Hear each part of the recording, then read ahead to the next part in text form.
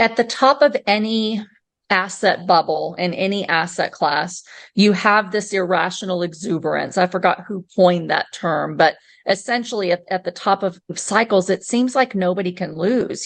Deals are going really well because values just keep going up and debt just keeps getting cheaper. And banks are willing to loan. They tell you that they think your deal is great. And, they're willing to work on the terms to get you into those deals because they profit as well. And so it's hard to see that as risky when you're in it because everybody's done well. Your bank is backing you up.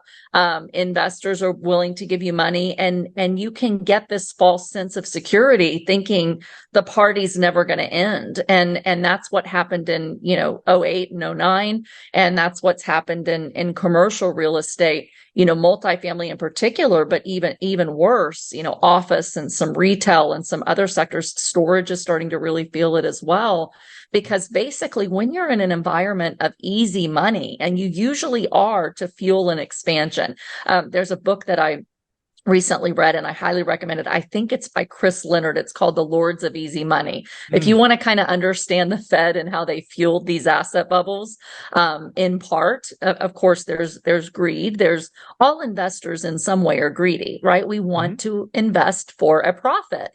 So whether it's investors or the bankers or the, mortgage companies, the home sellers, you can blame a lot of people. But really, when you're in a capitalist society that wants to do well and wants to do well for everybody, the Fed typically leaves rates low, and that fuels asset bubbles. And so we've had an asset bubble in commercial, just like we did in residential before.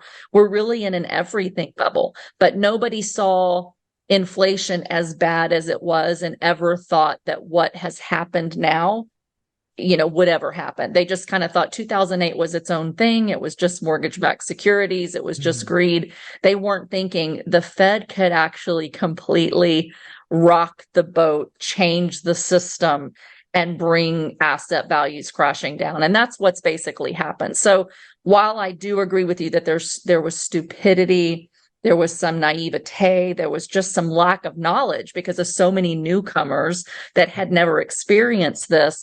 There was definitely, some irrational behavior, some greed. There are people that are coming down now who have absolutely committed fraud. But I think a lot of it is just people that don't have the history to understand what was possible. And therefore they ignored the warnings of, people like Jonathan and myself who said, wait a second, you really need to slow down and be careful with this debt because we don't know what's going to happen.